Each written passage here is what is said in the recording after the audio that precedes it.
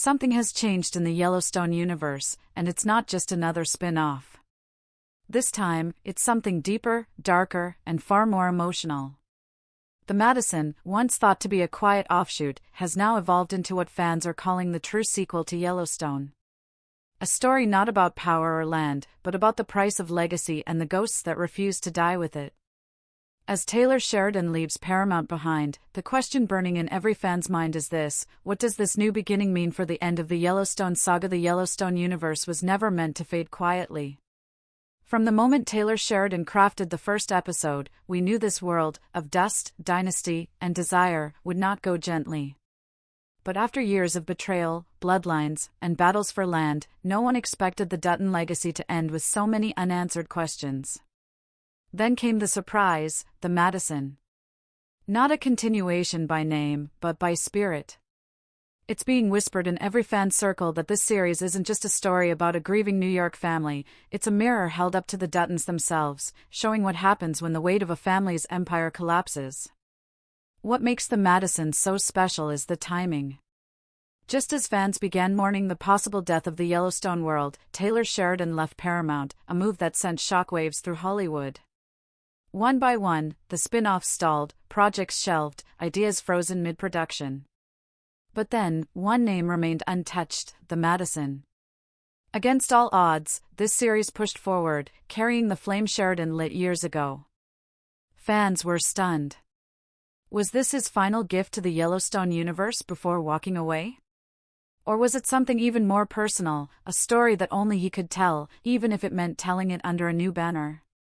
And here's the twist that nobody saw coming: the Madison isn't a prequel or a side story. It's being described as a spiritual sequel to Yellowstone, one that takes place in the same world, shaped by the same history, but seen through different eyes. The Dutton name may not echo directly in every line, but their shadow is there, heavy, quiet, and unshakable. Every frame whispers their legacy.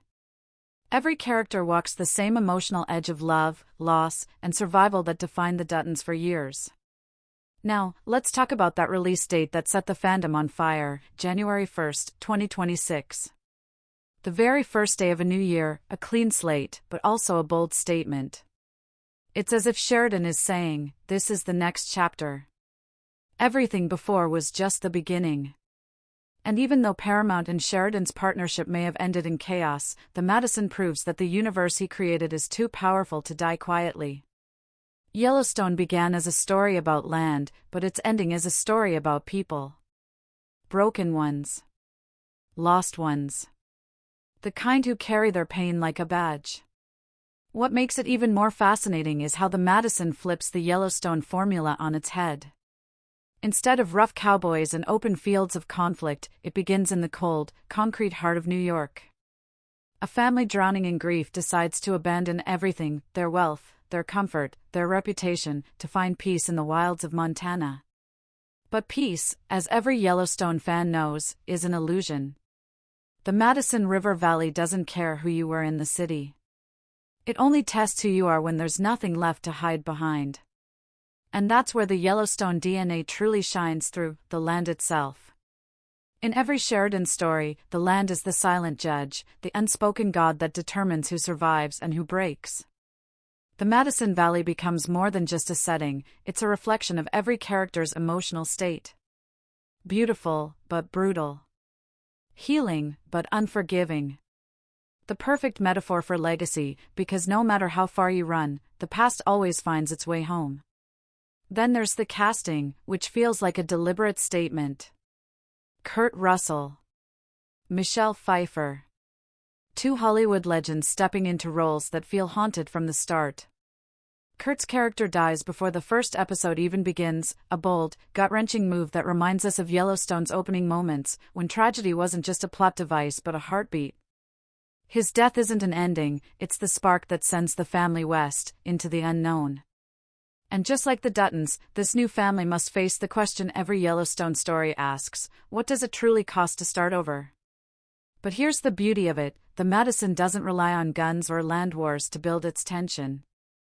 It thrives on emotion. On silence. On the kind of pain that doesn't scream, but lingers. The mother, played by Pfeiffer, carries the kind of strength that feels eerily familiar, that same unbreakable will we once saw in Beth Dutton, but softened by tragedy instead of rage. She's not fighting for land, she's fighting for meaning. For her family's survival, not their dominance. So, is the Madison the real heir to Yellowstone? In spirit, yes. Because Yellowstone was never just about ranches and cattle, it was about people pushed to their limits, forced to choose between what they love and what they owe. And the Madison dares to ask that same question again, but through a lens more intimate, more human, and maybe even more painful. Every great story in the Yellowstone universe has been built on one thing: legacy. Not the glamorous kind that's carved into statues or whispered about in boardrooms, but the kind that's messy, painful, and often unwanted. The Madison doesn't inherit the Dutton land, but it inherits that legacy of bloodlines cursed by their own choices. What makes this series so haunting is that it doesn't need to mention the Duttons to remind us of them. Their spirit lingers in every decision the Clyburn family makes, especially in the quiet desperation of starting over somewhere that feels both peaceful and punishing. Stacy Clyburn, played by Michelle Pfeiffer, becomes the emotional backbone of this world. She's a woman who's lost her husband, her sense of home, and her reason to keep pretending. When she chooses to uproot her life and take her family to Montana, it's not for adventure, it's for survival. The Yellowstone landscape has always tested people, stripping them down until all that's left is truth. And for Stacy, that truth is grief. Her late husband, played by Kurt Russell, is gone before the story even begins, but his presence looms over everything. Through flashbacks, memories, and fragments of his voice, we see how his death becomes the invisible force pulling the family toward Montana, almost as if he's guiding them there from beyond. But Montana doesn't welcome them with open arms. Just like the Duttons once fought to protect their world from outsiders, the locals of the Madison River Valley view this wealthy New York family with quiet skepticism. To them, the Clyburns are symbols of everything that doesn't belong: money, privilege, and polished manners that don't survive well in a place ruled by nature and hard work. Yet, this isn't a story about conflict between city and country, it's about transformation. One by one, the Clyburns begin to shed their old identities, and in that process, they discover who they really are.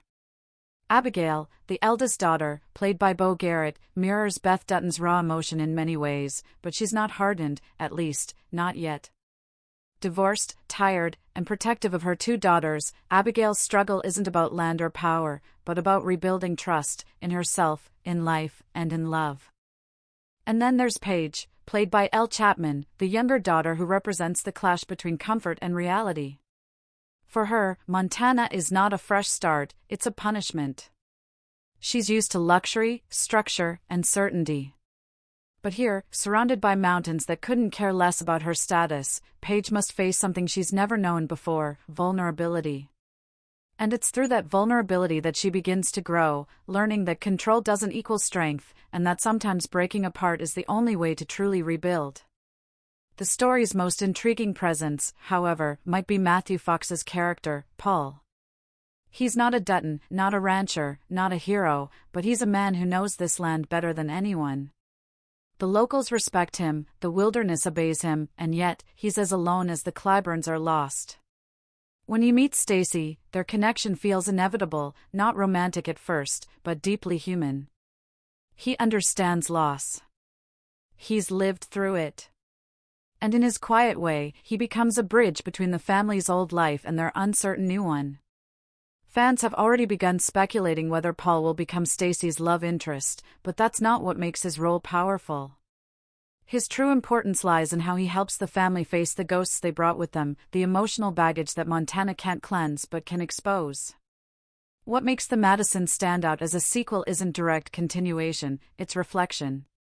The Duttons fought to protect what they built, the Clyburns are trying to survive what they lost. Both families are bound by a simple truth: the land gives, and the land takes. In Yellowstone, we saw how greed and power corrupted even the purest intentions. In the Madison, we're watching the opposite: how loss and pain strip away all illusions, leaving only the raw core of who we are. The Yellowstone Ranch may have been about protecting a legacy, but the Madison is about redefining it. This is what happens after the guns go quiet, after the land wars end, after the dynasty fades. What's left when there's no empire to defend, only the people who once lived in its shadow? The symbolism runs deep here. Even the rumored idea that the Clyburns might move into the old Yellowstone ranch house, now sitting empty on reservation land, feels poetic. Imagine that image, a new family moving into the hollowed remains of the Dutton's kingdom. It's not just nostalgia, it's rebirth. A quiet echo of everything that once was, now reimagined through different eyes. Some fans call it sacrilege, others call it beautiful, but either way, it's powerful. Because every story, no matter how big, deserves a final chapter that reminds us what truly matters, not what we own, but what we carry within. And that's what the Madison captures so perfectly. It's not trying to replace Yellowstone, it's trying to heal it. To show us that even in a world built on pain and pride, redemption is still possible. That the spirit of Yellowstone isn't bound to one ranch, one name, or one man, it's bound to the human heart, forever searching for a place to belong. Every Yellowstone story begins with loss, and the Madison takes that loss and builds an entire world around it.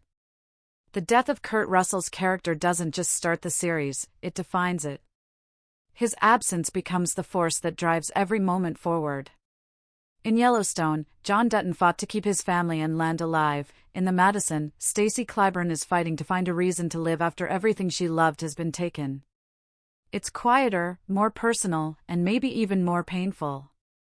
Because grief is a war too, one that doesn't end with bullets, but with memories that refuse to fade. That's where the Madison finds its true emotional weight.